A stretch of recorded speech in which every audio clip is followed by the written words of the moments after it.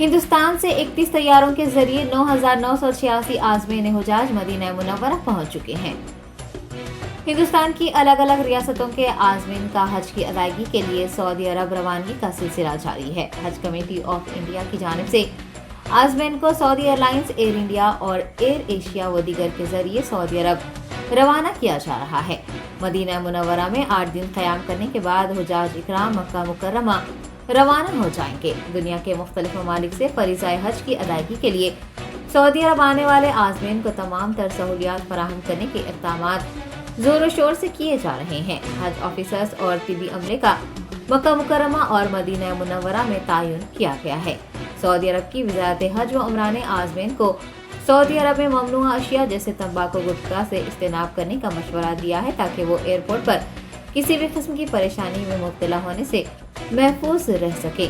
اس کے علاوہ حرم شریف یا اس کے اطراف و اکناف کسی بھی ملک یا پارٹی کے جھنڈے کے ساتھ تصویر کشی بھی قانوناً جرم ہے، لہٰذا حجاج کو اس سے اجتناب برتنے کو کہا گیا ہے۔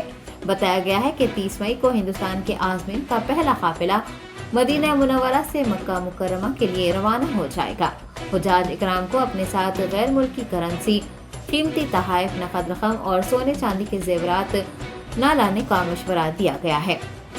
واضح ہے کہ ہندوستان سے کل 1,75,025 افراد حج کے لیے سعودی عرب روانہ ہوں گے۔ ہندوستانی حج کمیٹی کی جانب سے انہیں عزیزیہ علاقے میں رہائش کی سہولیات مہیا کروائی گئی۔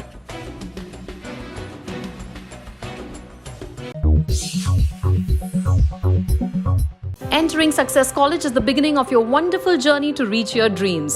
Students are trained to take up competitive exams by our student specialists experienced in IIT and NEET. They mentor students to achieve ranks and post excellent results, making each student accomplish her dream and touch new horizons. Limited seats in BIPC and MPC are available now. Step into success, step out a winner.